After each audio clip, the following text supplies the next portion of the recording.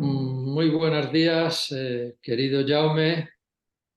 Muchas gracias por aceptar la invitación a conversar esta media hora con la revista JM. Jaume Vidal es una de las personas más activas en el campo de acceso a medicamentos en Europa y en el mundo. Nació en Barcelona, es graduado en Ciencias Políticas y especializado en Relaciones Internacionales. Cuenta con más de 20 años de experiencia en temas de salud pública, derechos humanos y acceso a medicamentos. Ha trabajado en diferentes organizaciones internacionales y organizaciones no gubernamentales a lo largo y ancho del mundo, desde Bogotá, Ginebra, Madrid, Washington, Ámsterdam, y actualmente es asesor senior de políticas en proyectos europeos y coordina las relaciones con la Organización Mundial de la Salud en el área de acceso a medicamentos para Health Action International. Health Action International es una organización sin ánimo de lucro, independiente, que lleva más de 40 años trabajando para mejorar y garantizar el acceso a medicamentos seguros, eficaces, asequibles y de calidad para todas las personas en todos los lugares del mundo. Además, Jaume Vidal ha aceptado y es miembro de la comisión editorial de la revista AJM en este campo. Me gustaría comenzar por un asunto que nos ha preocupado y ocupado a toda la humanidad recientemente, la pandemia de la COVID-19. Desde el punto de vista de acceso a medicamentos, supuso un reto, un desafío y también oportunidad para afrontar este problema. También hubo una oportunidad de hacer un debate público muy importante sobre el tema de patentes, que es un tema oscuro y difícil de transmitir a la sociedad, pero aquí, con las propuestas de la India, de Sudáfrica, en la Organización Mundial del Comercio, para suspender las patentes de tecnologías COVID mientras durara la pandemia, pues esto se puso sobre la mesa. Me gustaría conocer tu opinión sobre lo que supuso los aspectos positivos y negativos, el balance que tú harías desde el punto de vista de acceso a medicamentos de la pandemia COVID. Gracias, Fernando. Y antes que nada, pues también agradecer la oportunidad de mantener este intercambio con vosotros. Creo que la pandemia de COVID tiene varias lecturas. En el sentido, hay, como tú dices, ¿no? Hay un elemento de oportunidad, un elemento de desafío, pero también hay un elemento de fracaso. De fracaso de la capacidad de la sociedad civil de hacer llegar nuestro mensaje, ¿no? En el sentido de que es uno de esos momentos, creo, que el movimiento de acceso a medicamentos o tecnologías sanitarias se articula o se cristaliza en momentos claves, ¿no? Por ejemplo, la crisis del VIH-Sida en África y el acceso antirretrovirales. La crisis de la hepatitis C en el caso del Estado español. Y esta es una de estas situaciones en las que realmente, como tú bien dices, el tema de patentes vuelve a la palestra. Y vuelve en un sentido que para nosotros, aquellos de nosotros que trabajamos en eso, es algo muy interesante, porque ya no somos los de siempre hablando de lo de siempre, sino que forma parte de la discusión pública, la discusión del vecino, de la discusión del primo, o sea, en el sentido que la gente se da cuenta de que existen las patentes y que tienen un impacto y unas consecuencias sobre el acceso a medicamentos. Entonces, en este sentido, bueno, pues la pandemia ha sido una muy buena oportunidad para avanzar muchos temas en la agenda pública, avanzarlos de una manera que yo creo bueno, que tiene recorrido, en el sentido aún estamos ahora viendo temas y iniciativas que surgen durante la pandemia que siguen su curso. Me refiero sobre todo a lo que es la gestión mancomunada de tecnologías sanitarias en el marco de la OMS, lo que es la transferencia de tecnología desde Sudáfrica a otros puntos del planeta. Lo que dices tú, la iniciativa de la India y Sudáfrica de la excepción del acuerdo ACPI, ¿no? Es decir, vamos a poner, digamos, bueno, sería como poner una excepción a la aplicación de los derechos de propiedad intelectual sobre tecnologías sanitarias relacionadas con COVID. Yo creo que es interesante aquí este proceso que fue como de unos 2 años en el que nosotros como HAI, pero muchas otras organizaciones también, tanto a nivel europeo como global, apoyaron esta demanda. Yo creo que es uno de esos momentos, bueno, para los cuales existe la sociedad civil, digamos, para movilizar intereses y para realmente intentar influenciar la agenda.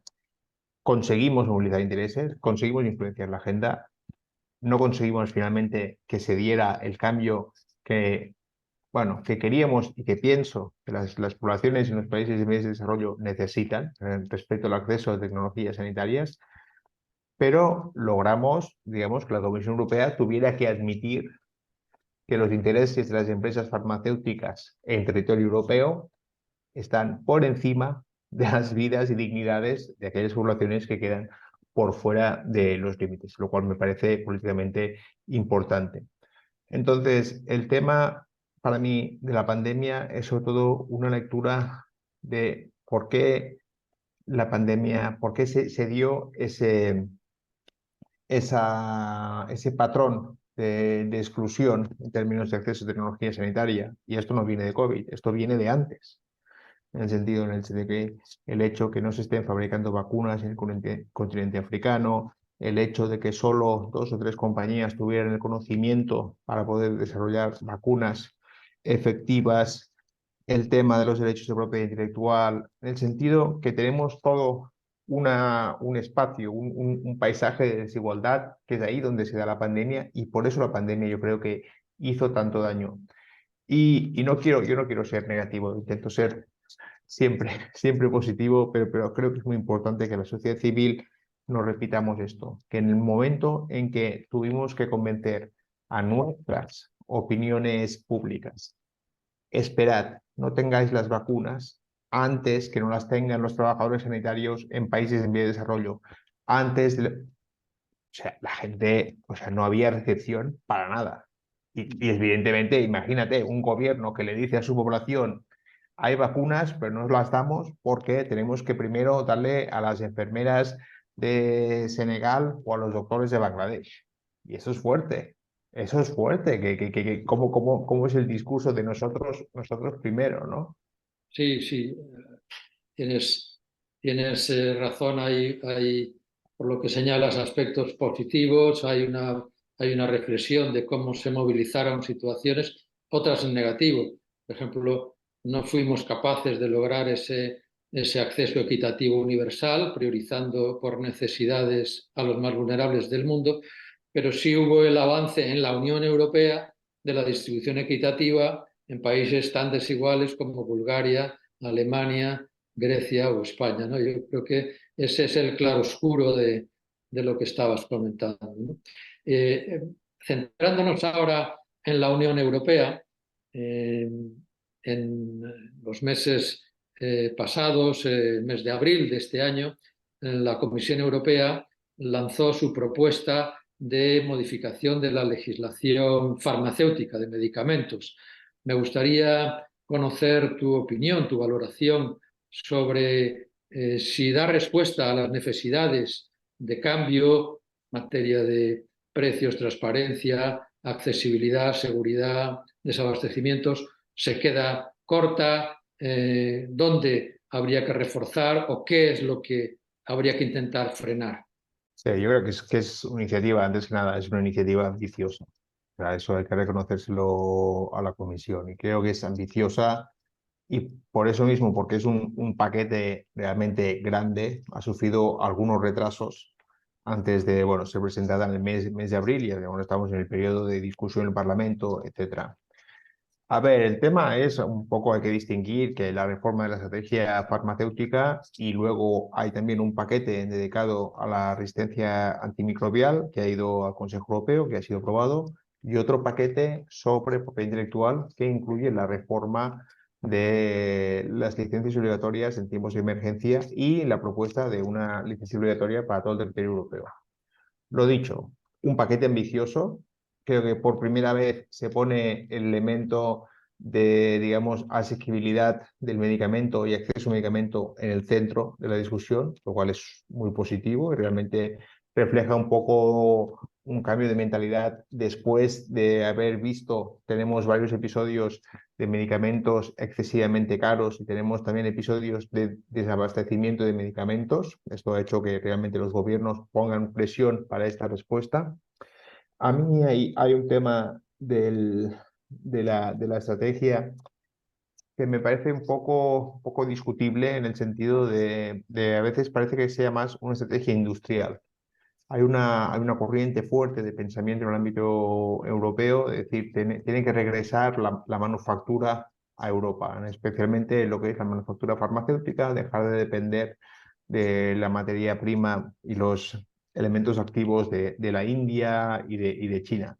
Esta estrategia sirve mucho para sentar las bases de esto, pero hay cosas muy interesantes. O sea, hay una cosa de, por ejemplo, hay un intento de lo que es racionalizar los incentivos que me parece básico. En el sentido, tenemos una serie de elementos que, bueno, presuntamente deberían estimular la innovación mediante la recompensa a aquellas empresas que, bueno, que traigan productos innovadores al mercado, que en el caso europeo, bueno, ha ido, creo que la industria lo ha estado jugando muy bien, ¿no? En el sentido, tenemos incentivos para las enfermedades raras, tenemos incentivos para los medicamentos huérfanos, tenemos los certificados de protección suplementaria.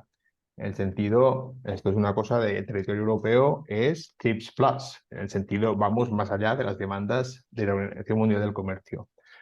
¿Esta propuesta va a eliminar estos incentivos? No, pero es un paso adelante para racionalizarlos, ¿no? En el sentido, se pone un límite, sobre todo el elemento de la exclusividad de datos, que algunos autores como él en Tejún han demostrado que de hecho era como el principal obstáculo para la utilización de las flexibilidades del acuerdo ATPIC.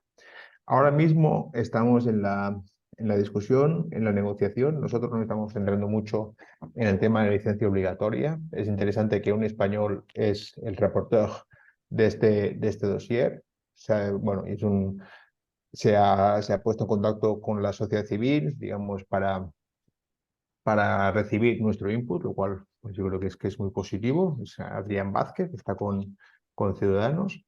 Otros elementos muy importantes son los llamados Transferable Exclusivity Vouchers, que se puede traducir como unos vales transferibles para la exclusividad, que están destinados a estimular el desarrollo de nuevos antibióticos, que aquí también este es el otro tema. Hablamos de pandemias de COVID, pero tenemos otra pandemia que es esta, la de la resistencia antimicrobial, que también este es un problema del que podríamos hablar durante horas. Este nuevo instrumento, pues lo que se dice es que es como una concesión a la industria farmacéutica debido a la reducción de otros tipos de incentivos como la exclusividad de datos y haría el vínculo entre el desarrollo de antibióticos nuevos y efectivos y se les daría un año de exclusividad regulatoria que pueden utilizar en otros medicamentos. Es un poco como el dos pasos adelante, un paso para atrás. Pero lo que es aquí importante es un poco, yo creo que también es un poco lo que estabas tú diciendo anteriormente como consecuencia de la pandemia, es que el marco de discusión ha cambiado un poco, en el sentido que temas que anteriormente solo las ONGs estaban diciendo, o los activistas, digamos, a los márgenes, las licencias obligatorias, el uso de flexibilidades, ahora forma parte del debate y de la agenda. O sea, en el sentido que lo piden los gobiernos, ¿no? Los gobiernos dicen, ¿cómo hacemos para sacar licencias obligatorias? Y ahí también el tema, claro, o sea, la industria pues lleva diciendo desde que yo tengo memoria, de que las licencias obligatorias acabarán con la innovación, que si se frenan las patentes se acaba la innovación. Y la gente un poco, mira, es como el cuento que yo le explico a mi hijo, la historia del lobo. Que ven el lobo, que ven el lobo. Y usted ha estado diciendo que se amenazaba la innovación por los últimos 15 años. mientras tanto tenían unos beneficios récord. Entonces el tema ahora, creo que esta discusión está más cerca de nuestras posiciones y veo, bueno, pues lo que te decía, ¿no? O sea, el hecho de que ahora los miembros del Parlamento Europeo acudan a la sociedad civil para recibir otro punto de vista, me parece que es como muy, muy significativo. Coincido contigo en que ese planteamiento de la Unión Europea cambia algunas dinámicas de esa inercia que veníamos teniendo de política pro industria y vamos, pro ejecutivos de la industria. La industria no es buena ni mala, es necesaria, pero es el abuso que a veces hacen los ejecutivos de la industria abusando en los beneficios excesivos, ¿no? Es verdad, como has apuntado, que en los distintos documentos hay ese dos pasos adelante y uno atrás, en el sentido de que los incentivos siguen centrándose alrededor del monopolio, alrededor de las exclusividades, alrededor de dar tiempo de monopolio a la industria para que fije sus sobreprecios y aumente sus beneficios.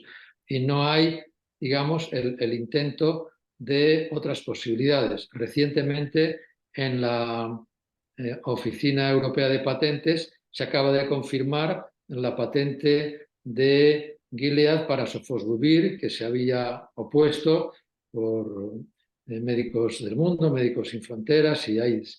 ¿Qué alternativas ofrecen las organizaciones como HAI, digamos, como alternativa a esos famosos incentivos del monopolio de la patente, como si fuera, como tú apuntabas, la única manera de financiar la investigación? ¿Qué alternativas plantea? ¿Cuáles son posibles, realistas, en el corto, medio y largo plazo? Bueno, aquí hay varios temas, ¿no? Yo creo que el gran tema aquí es la desvinculación de los gastos en investigación y desarrollo del precio. O sea, lo que es el de linkage, ¿no? Está todo el trabajo que ha hecho Knowledge College International y Jamie Love en particular sobre este tema, ¿no? Cómo hacerlo realidad, ¿no? Entonces es un poco la combinación de lo que son mecanismos de pull y de push, ¿no? A través ya sea de premios o ya sea del compromiso de compras, ¿no? De ciertos volúmenes de producto que se haya producido. Las alternativas existen en el papel, pero está costando mucho realmente llegar a consolidar estos mecanismos alternativos de innovación. Nosotros lo que estamos intentando, porque a ver, la propiedad intelectual forma parte inherente a la economía de mercado. Es un tema y es una cosa que se ha ido acentuando aún más, ¿no? La economía del conocimiento. Pero nosotros lo que decimos es, no estamos contra la propiedad intelectual. Lo que sí que estamos es contra el abuso y el uso fraudulento. En el sentido, yo creo que el caso de Sofosbuvir, cuando tú tienes la Autoridad Europea de Patentes diciéndote que no, que la innovación no es un requerimiento para tener una patente, es un poco, bueno, eso da pausa, ¿no? O sea, en el sentido que lo que estamos diciendo, ¿vale? Un premio, pero un premio merecido. Lo que estamos viendo es o sea, patentes, lo que se llama patentes frívolas, que no están realmente justificadas. Y el tema es, bueno, pues todo el proceso de compra, adquisiciones y fusiones de empresas farmacéuticas en base a la cartera de patentes que tienen. Me parece importante también este matiz que haces tú, ¿no? Es decir, las industrias no son ni malas ni buenas. O sea, las industrias son actores económicos. Y luego hay comportamientos de estas industrias que son nocivos para el mercado. Y es algo que la Unión Europea también está mirando mucho. Es muy interesante de que, mires, por ejemplo, lo que es la autoridad de la competencia, mira digamos, los acuerdos entre empresas llamadas de marca y genéricos, los acuerdos para no entrar en un mercado, los acuerdos para retrasar la entrada de cierto medicamento. Y vemos, o sea, a mí lo que me parece interesante de la sociedad civil es la transformación constante, ¿no? Surgen nuevas organizaciones, en el sentido por ejemplo, en Holanda tenemos una organización que es para digamos, fiscalización farmacéutica, que busca mayor transparencia en los precios, en los contratos.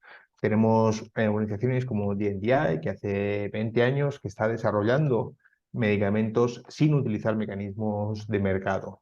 Tenemos organizaciones establecidas y tenemos nuevos activistas. Y yo creo que esto es importante, ¿no? Porque, por ejemplo, lo de la oposición de patentes, esto no es ir a pegar carteles. No es un trabajo que requiere un conocimiento y requiere una constancia. Y el sentido que esta vez no haya salido bien no quita que fue una muy buena iniciativa. Yo creo que el tema de Sofosbuvir es un poco el globo sonda que hizo la industria farmacéutica en 2015 es hasta dónde están dispuestos los gobiernos a pagar por un medicamento. Y desde entonces, este es el mínimo. Y desde entonces van subiendo. Y ahora tenemos, bueno, pues tenemos medicamentos que están alcanzando casi el millón de euros, ¿no? En ese sentido, y respecto a la estrategia farmacéutica, me gustaría recomendar el trabajo que está haciendo una organización española, Salud por Derecho, sobre la excepción hospitalaria, en el sentido de tratamientos experimentales como el CAR-T, que ya es más allá de caro, pero que hospitales públicos lo están desarrollando, ¿no? Por ejemplo, el Hospital Clínic aquí en Barcelona. Realmente hay, digamos, una dinámica interesante en las organizaciones por acceso a medicamento, como apuntabas, no solo ya es pegar carteles, sino que es hacer oposiciones de patentes, es promover organizaciones que buscan la transparencia, clave, tú eso también lo has subrayado en artículos y en intervenciones, la transparencia clave para conocer precisamente si hay ese abuso o no. La propiedad intelectual puede ser correcta, pero en el medicamento, por ser lo que se juega la vida o la muerte, es fácil, es muy fácil que se abuse de esa posición dominante. Y por eso los gobiernos tendrían que estar muy atentos para controlar, conocer la autoridad de la competencia que mencionabas antes, por supuesto. Si analizara cada expediente de cada precio que fija por un nuevo medicamento, seguramente lo tendría que invalidar por abuso de posición dominante, ¿no? Pero claro, no tiene medios, no tiene capacidad para ver todos los expedientes y solamente aquellos que se denuncian por alguna organización como la vuestra. Por tanto, es una dinámica que es interesante porque se está moviendo. Vemos que hay alternativas, como tú has señalado, las hay, se están digamos, definiendo en documentos, algunas se están ensayando, pero desde luego hay que seguir en esa presión. Abriendo un poco el foco a nuestros problemas, digamos, desde la Unión Europea, vamos al ámbito internacional. Se está discutiendo ahora el posible tratado de pandemias, el nuevo reglamento sanitario internacional. La Unión Europea participa en esos debates que afectan al mundo y en este momento España es la que ocupa la presidencia de la Unión Europea. ¿Qué conoces de estas discusiones, Jaume? ¿Qué crees que debería impulsar la presidencia de la Unión Europea en este debate tan importante? Yo creo que esta es una de las cosas que estábamos diciendo, consecuencias de la pandemia, ¿no? Consecuencias positivas, ¿no? En el sentido, yo creo que esta voluntad y este reconocimiento de que hay que hacer algo para mejorar la preparación y sobre todo para asegurar una respuesta efectiva y equitativa. A ver, el tema es, nosotros hemos estado siguiendo este proceso desde el principio, desde que lo propuso, de hecho, el Consejo de la Unión Europea. Eso yo creo que es relevante, en el sentido que hay bueno, pues un papel de la Unión Europea en ese sentido de decir, venga, vamos a mover esto. Las negociaciones no van bien. En el sentido, primero, que seguimos moviéndonos en un espacio muy pequeño, sin transparencia. Las negociaciones no están llegando a la opinión pública, lo sigue la gente que trabajamos en ello y eso es una mal señal normalmente. El tema es que también es inevitable que hay una clara división entre los intereses de unos y las necesidades de otros. Esto, bueno, ocurre en toda la negociación, pero en este caso es un poco más flagrante, porque cuando teníamos las discusiones del waiver sobre el acuerdo ATIC, se les dijo a los países en vías de desarrollo: no os preocupéis, que luego vamos a hacer un tratado, que todo esto se va a solucionar. Estamos ahora negociando este tratado y temas de propiedad intelectual están quedando fuera. Digamos, cláusulas explícitas que garanticen, digamos, un reparto de los beneficios o de los resultados de la investigación, pues están siendo discutidos. Entonces, aquí, bueno, pues ahora también hay un cronograma muy ambicioso de tener un texto preparado para la aprobación para mayo del año que viene. El tema, claro, evidentemente, la pandemia, si te fijas, hablamos de la pandemia en pasado, y entonces el sentido de urgencia que había hace 6 meses o hace un año ha desaparecido. Al mismo tiempo, bueno, pues es una oportunidad para seguir hablando de estos temas, hablando y hablando. Pero en términos, digamos, concretos, o sea, aquí hay, o sea, hay tres opciones. Una, que se consigue un tratado vinculante con, digamos, condiciones fuertes, por ejemplo, sobre presupuesto público para investigación y desarrollo, acceso a tecnologías sanitarias, transferencia tecnológica. Tenemos un texto, bueno, un documento así, que firman pocos países, un texto que no dice nada y firman la mayoría de países, o que no hay acuerdo.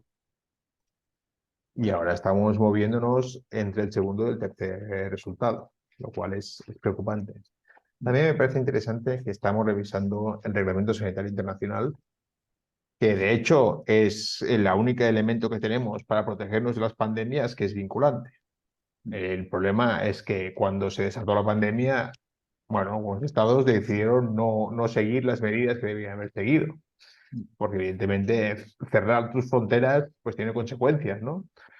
Pero me parece interesante que estos dos procesos están en paralelo y al final van a estar interrelacionados. Va a haber siempre como una vinculación del uno con el otro.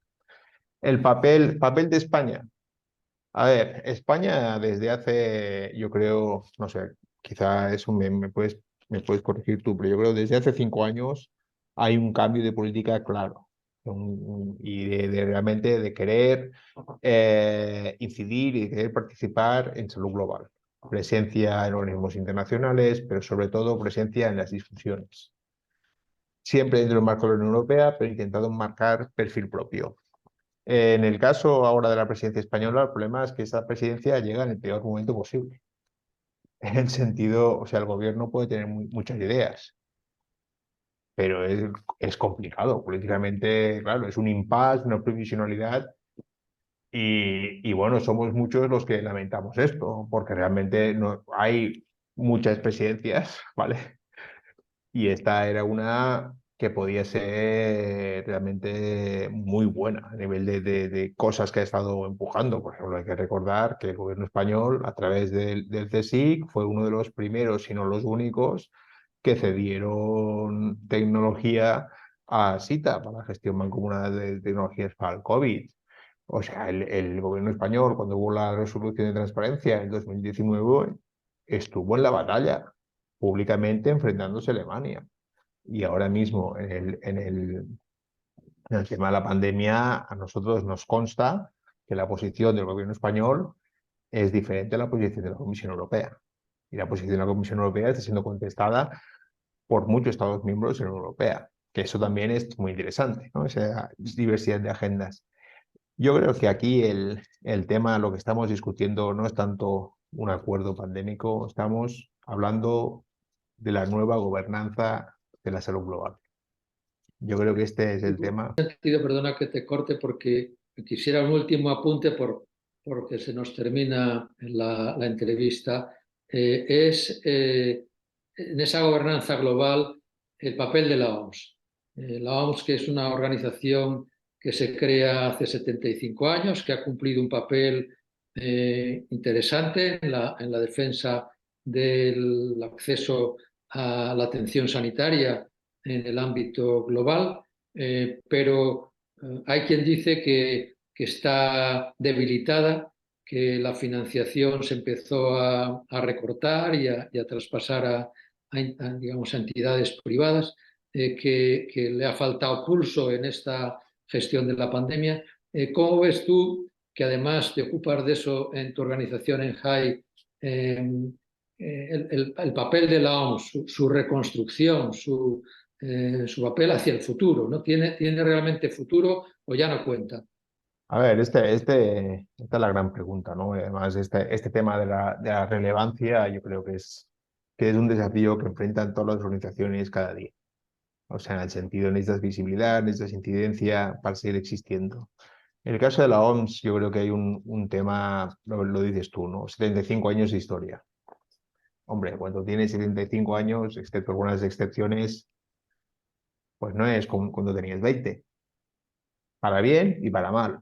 Entonces, también esto es importante. El tema de la OMS es que le estamos pidiendo demasiadas cosas. O sea, la OMS no puede vigilar pandemias, mirar el medio ambiente, mirar los determinantes sociales de la salud, trabajar en el tema de investigación y desarrollo, trabajar en el tema de la resistencia antimicrobial. Pero claro, si los gobiernos van pasando resoluciones, claro, o sea, el tema es, vale, vamos a hacer resoluciones, vamos a hacer mandatos para que la organización haga esto porque creemos que es importante. Pero la financiación, porque lo que tú dices es clave. La financiación de la OMS tiene más o menos el presupuesto, esto lo leí en alguna parte, no sé qué tan cierto sea, del Departamento de Bomberos de la ciudad de Chicago.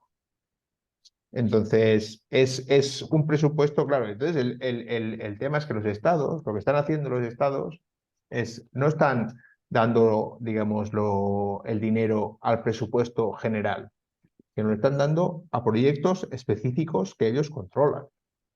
Entonces, claro, tenemos lo que en inglés es el pet project, ¿no? O sea, en el sentido, mira, pues para España el tema, mira, nos interesa mucho salud sexual y reproductiva. Pues vamos a meter dinero en esto. Pero claro, el problema es que la OMS necesita dinero que la propia OMS puede decidir en qué se gasta, especialmente a nivel de crisis y emergencia.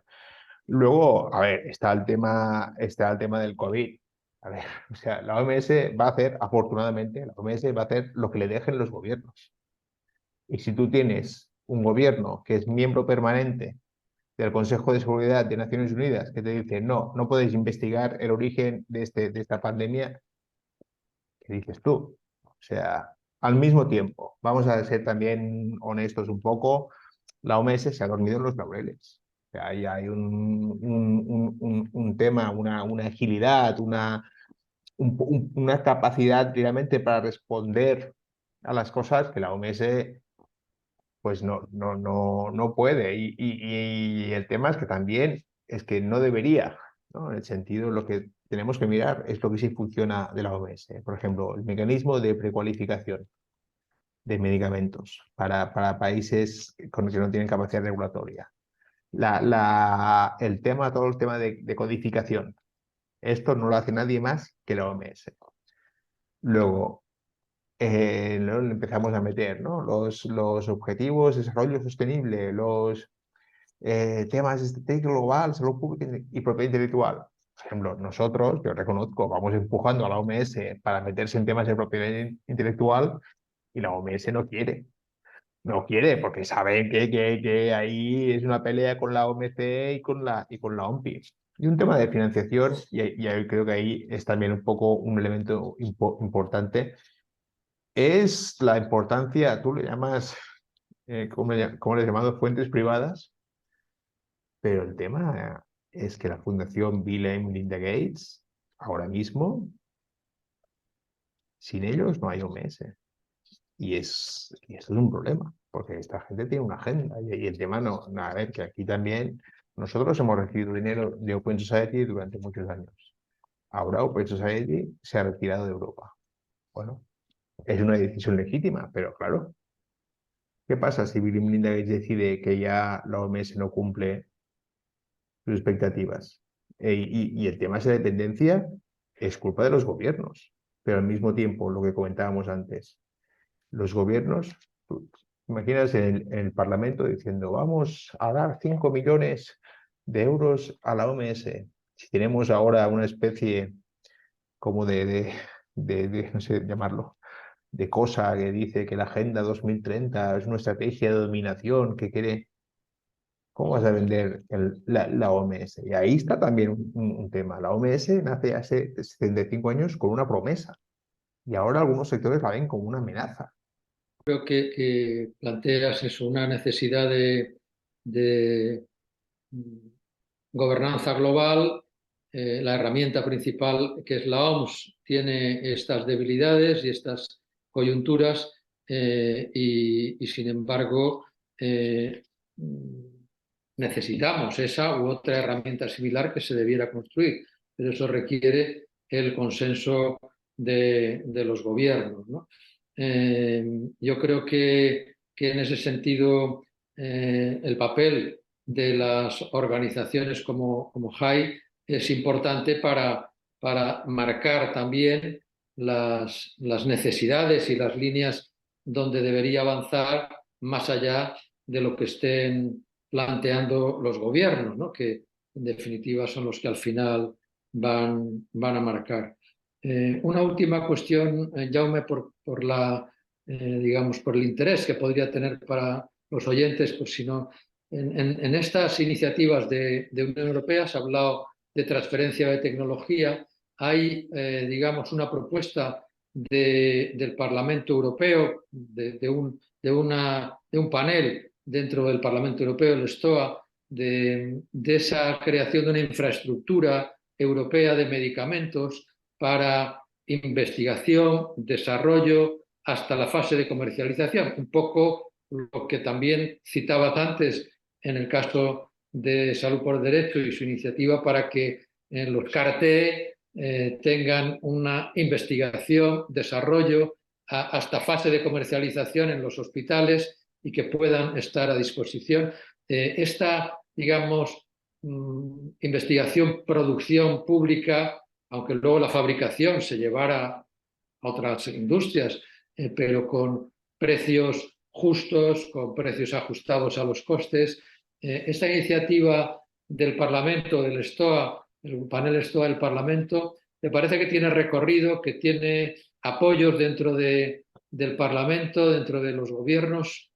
¿Cómo lo es? Yo la veo como una iniciativa muy, muy interesante, ¿eh? En el sentido también mencionar que hay una iniciativa de sociedad civil para organizar una conferencia de principios de 2024 sobre este tema, ¿no? En el sentido de la necesidad de que haya lo que se está llamando un instituto Salk europeo, ¿no? El Instituto Salk en Estados Unidos sobre la producción de vacunas.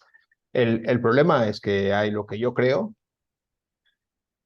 y lo que yo sé que es posible, ¿no? Y hay una diferencia y a veces yo creo que ahí hay un tema que sí resuena en varios gobiernos, resuena en la estrategia farmacéutica europea de regreso a la manufactura europea. Y también en el sentido, vamos a recordar que hasta hace relativamente poco, en los 70, años 70, 80, había producción pública de medicamentos en países europeos. En Italia, yo creo que también en el Estado español el tema aquí, y ahora también Francia está volviendo a producir antibióticos, porque si no hay como escasez en el mercado.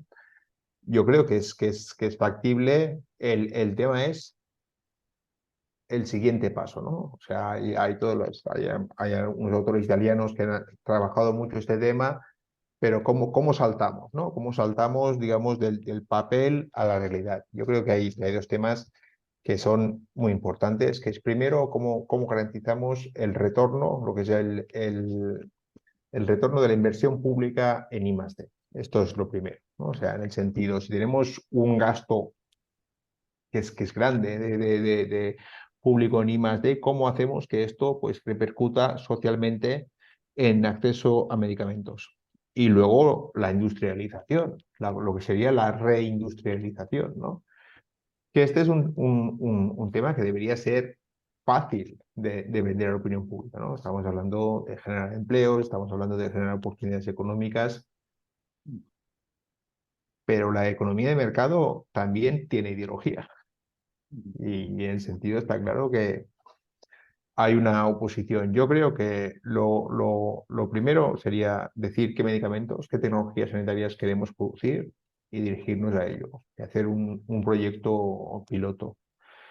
El tema es, claro, o sea, de momento la gente que apoya esta iniciativa son bueno, de corrientes políticas muy específicas.